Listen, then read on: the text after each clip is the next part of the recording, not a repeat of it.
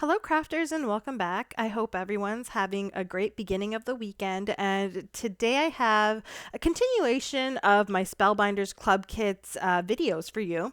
So, as you may know, my name is Deepa. I'm from DeeZinesByD, and today I'm featuring the clear stamp and die of the month along with the Glimmer Kit of the month. So as I'm doing these videos, I'm really trying to figure out and feel who likes which kits more. So if you have a chance, go ahead and comment in the description which kit you like best. Is it the Glimmer Kit? Is it the smaller large die? Is it the clear stamp? Is it the APG die? Just let me know in the comments below. So let's take a look at the Glimmer Kit itself. This is called Illustrated Floral and Solid. You've got a floral piece, a couple sentiments, and a solid oval circular piece there. For the clear stamp, you have all of these beautiful florals with little leafy vines and foliage pieces with a few sentiments there. I think you've got a thank you, congrats, and happy birthday. And of course, you have the coordinating dies.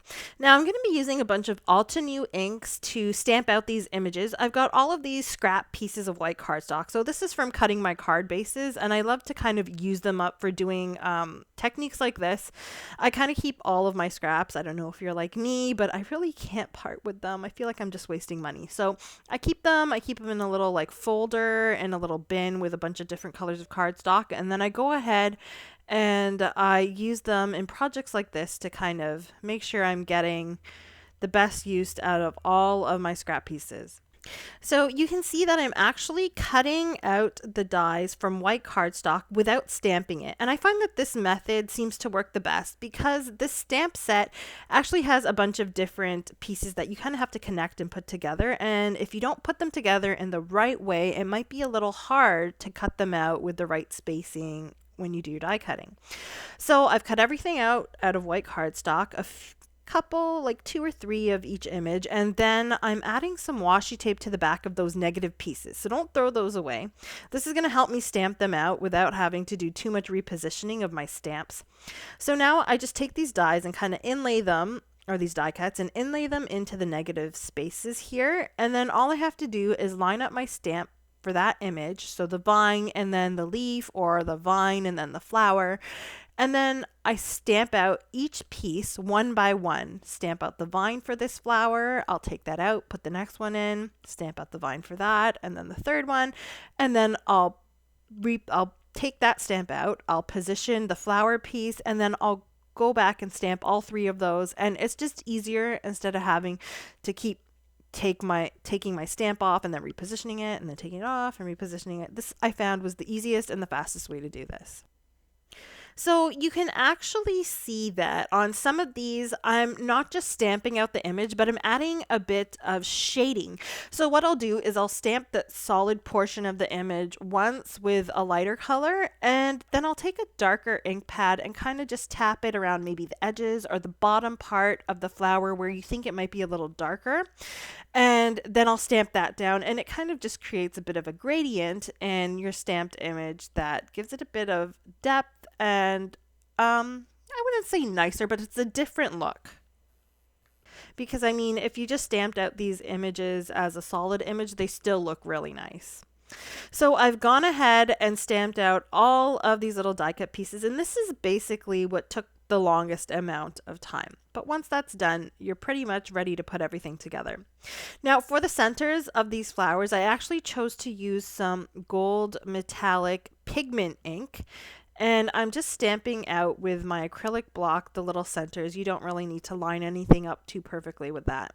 Now for my background, I've got the intertwined lattice embossing folder. Now this is the embossing folder of the month for August 2022. And I'm taking a gray panel. I'm adding just a spritz of water so that it doesn't crack when I put this through my die cutting machine to emboss it. And you can see it embosses so beautifully, and the design is very nice. Now I've got my Fluted Classics ovals, and I'm actually cutting out one of the medium-sized ovals to be basically the frame in the center of my card, which I'm going to basically organize all of these flowers around. Now before I do the arrangement, I'm going to use some matte gold foil. And you can see I've got this whole box of all these scraps. I don't actually have to cut a new piece. I have some scraps that I can use up here. So this video, you could say, is all about using up your scraps. I'm using up my scrap paper. I'm using up my scrap foil. I am really being thrifty today, so I'm glad about that. But what I'll do is center this sentiment plate. This is actually from the Glimmer Kit that I showed in the beginning, which we will get to in a minute. But I will use that sentiment and foil that in matte gold. Now I actually wanted to show you here, this is another little trick I have. I have 2 pairs of scissors, and this comes in handy. What I like to do is have a dedicated pair that's dry. So I use this for cutting all dry pieces like cardstock and especially my foils. And I keep another pair, which is this pink pair. And you can see it's got a bit of adhesive on the side. So when I'm cutting foam tape, which is sticky, it's got adhesive on it, sticky pieces of adhesive, stuff like that, I'll use the pink scissors. And the reason why I do this is I started interchanging my scissors, and when I use the sticky pink scissors, when I cut my foil, it ruined my foil. So this is just a little trick that I have. Keep 2 separate sets of scissors, and then you know that you have one clean to cut your foil and it's not going to ruin it, and you have your adhesive ones for anything else. So anyways, I cut out a piece of craft foam and attached it to the back of that oval and adhered that to the embossed panel. And now I'll just grab all of these beautiful florals and just arrange them around that oval. So you can see I'm adding a bit of foam to any pieces that are overhanging so that it's still a bit sturdy, and then adding some Barely Arts liquid glue to attach it to the actual oval piece. And I'll just use all of these images. I don't think I actually used all of them. And when I do craft projects like this where I'm having a lot of die cut pieces, what I'll do is make sure I always have extra. Because the last thing you want to do is be like, oh no, I don't have enough. What color did I use to stamp that? Oh, now I have to go back and die cut it and stamp it and all of that all over again. So it's just always best to err on the side of caution and have a little extra. And even if you don't use every little bit, it's okay, because I'm going to show you that you can use the extra pieces on the inside of your card. So for now, I will just go ahead and add all of these beautiful little foliage pieces. And you can see that oval just kind of, it acts as a guide to kind of show me where I'm going to place these little foliage pieces. If I wanted, I could have kept it open like this. You could have stopped here and maybe added just a little bit more of a foliage piece on the other side of the top flower, and it would have been fine. But I decided I wanted to use more of the pieces that I had. I actually think with the amount of pieces I stamped out, you could have got 2 cards out of this if you made the floral pieces just a little bit more spaced out and didn't fill it in as much as I did.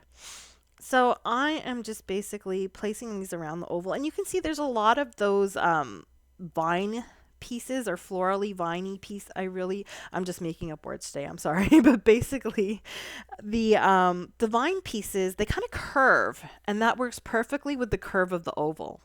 So as I mentioned, I have a ton of extra, so I'm actually going to go to the inside of my card.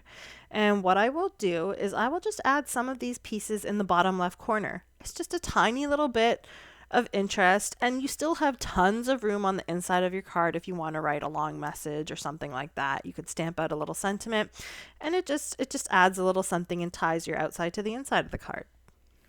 Now, I mentioned this in a lot of my videos, and a lot of people don't like doing the insides of their cards because it takes longer and this and that, but this took me no time at all, right? It took me literally like 3 to 5 minutes extra.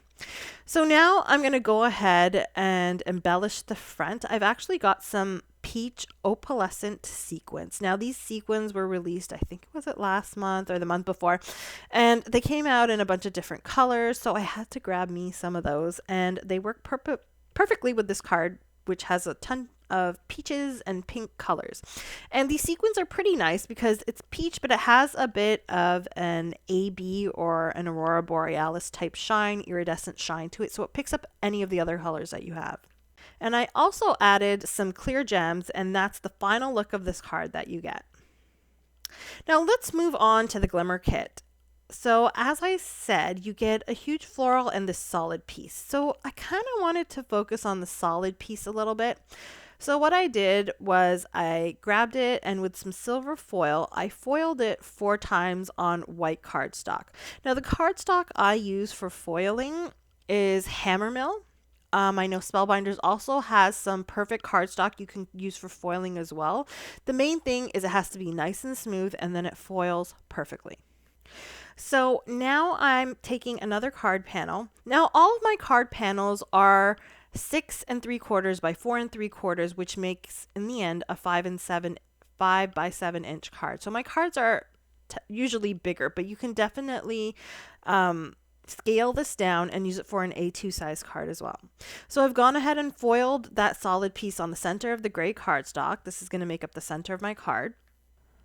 And I'm going to turn my attention back to those other solid pieces that we foiled, the 4 on white cardstock. And what I want to do is cut those out. So there is not a coordinating die for this because my ideas for this were a little bit outside of the set, but that's not a big deal. I just kind of used my paper trimmer to cut the straight lines on the longer edges, and then I used my scissors to do some fussy cutting around the rounded edges, which didn't really take me too long at all. I had originally wanted to try half foiling these solid images on the gray cardstock, but I thought that might be a little too hard to do. So this was the other way I went about it, and it seemed to work just fine. So now I've cut out that beautiful solid portion, and I've done that 4 times on the 4 different pieces. And now I'm going to cut them in half. So what I was trying to get at was a bit of a like an off, like a randomly placed kind of half circle on the top and bottom edges of my card. Now I did cut them in half originally, but thought they were a little too big. So I ended up, what I did was I cut off an extra 1/4 of an inch. So if you look at the entire solid, I cut off 1/4 of an inch from the center of that. And now I'm just trying to position it as I imagined it in my head. Now, this card has more of a retro feel to it, especially with all of the shiny glimmer foil that I have here and the geometric type half solids that I've got going at the top and bottom. And then I'm also going to foil those florals in some bright colors, which hopefully works well with this look. So I'm just going ahead and adding these to the top. I'm cutting off the excess pieces, and then I'll go ahead and use some of those pieces for the bottom half and do the exact same or at least similar design at the bottom, because I don't want it to be symmetrical. I want it to be quite random. So now I'm foiling these beautiful floral pieces. I've got some teal foil. I'm also going to foil it in some magenta and in some lavender petal. And you can see that my cardstock has a weird design around the edge. That's because, again, it's a scrap. So I'm really using up those scraps today in both of my card projects. So I've gone ahead and foiled this, and now I'm going to cut it out with the coordinating die, which cuts perfectly. And I do a lot of my die cutting for these smaller images with the Sizzix Sidekick or any type of smaller die cutting machine on my table. I do have the Big Shot, and it's pretty hard for me to get that on camera. Now again, I foiled the sentiment with some silver foil, and this is the other sentiment. So I used one sentiment on the first card and the second sentiment here. And then I also cut it out with the coordinating die and a second piece out of some silver glitter cardstock. And I'm going to use this as a bit of a shadow just to kind of highlight the sentiment a little bit. Now I'm just organizing these floral images around that center solid piece. And what I did was I actually cut that lavender petal foiled image in half in such a way, it wasn't like a straight cut. It was cut in such a way that I can kind of layer it behind the teal and the magenta pieces, so that it looks kind of like a full image. I'll add the sentiment with some foam tape there, and then I've got all of these other colored sequins. So what I did was I actually cut the Spellbinders logo and the title of what the product is so that I can keep track of what I'm using. And I cut out that little piece that comes with the card that, kind of packages the little sequins there in the little baggie, and then I just kind of taped it to the front. And I find that this just helps me kind of keep track of which sequins I'm using, and then I can kind of link them in my blogs a little better for you. And like most crafters, I'm not only about Number one, I'm about collecting stamps and all craft products. I don't just buy them to use them, I collect them. And on top of that, I love to organize all of my craft supplies, which I'm sure you all like to do as well. So I'm always trying to find new ways to kind of, not just new, but kind of easy on the wallet ways to kind of organize my craft stash. And this was one of the ways that I did that. And I found that it looks pretty neat at the end, having that little logo with the name on the baggie so that I don't have to find another container to put it in. So I've gone ahead and added all of those beautiful sequins. So they were in teal. No, these ones weren't peach. I think they were just pink and purple opalescent sequins. And now I'm grabbing some stardust stickles and adding a little bit more glitter to those floral images since they're not colored in. I thought they needed a little something.